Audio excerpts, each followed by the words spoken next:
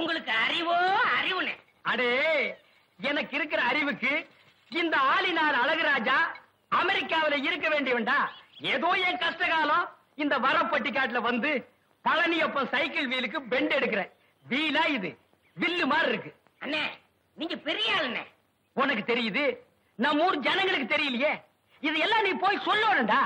ஆம்பளைங்கிட்ட சொல்லணுங்கிறது முக்கியம் இல்ல, நம்ம ஊர் பொம்பளைங்கிட்ட போய் சொல்லணும்.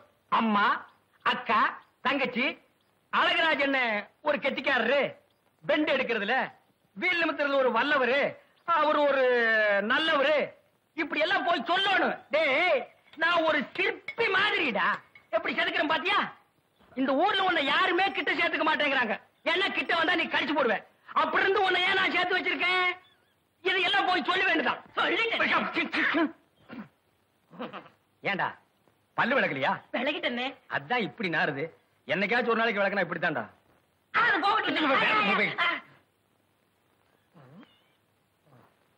வீட்டுல ஒரு அழகான சம்சாரம் இருக்கும் போது வெளியில ஒரு 50 வயசுல ஒரு அம்மா புடிச்சிட்டீங்களாமே. இது உனக்கு தெரிஞ்சு போச்சா?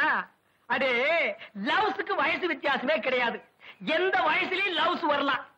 இப்போ ஆலையில ஓடுற கரும்புல அடிக்கரும்பா இருந்தா என்ன, நுனிக்கரும்பா இருந்தா என்ன? நமக்கு வேண்டியது வெள்ளம் தானடா கோமடி தலையா. ஆமா, அந்த அம்மா என்னமோ ஊமைன்னு கேள்விப்பட்டனே. இருந்துட்டு போட்டு அத பத்தி நமக்கு என்ன? அடே, கோழி குருடா இருந்தாலும் குழம்பு ருசியா இருக்குதாங்கிறதா நமக்கு முக்கியம். எப்படி முடிச்சீங்க? வலை போட்டு புடிச்சோம். போடா கோமடி தலையா. அடே, பழம் பழுக்கலன்னாலும் இந்த ஆளினால் அழகுராஜா புகை போட்டு பழுக்க வச்சிருவான்.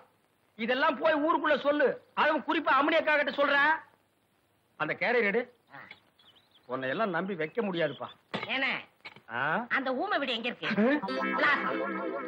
விலாசம் அந்த தெரியுது பாரு ஒரு மரம். ஆமா, அங்க போய்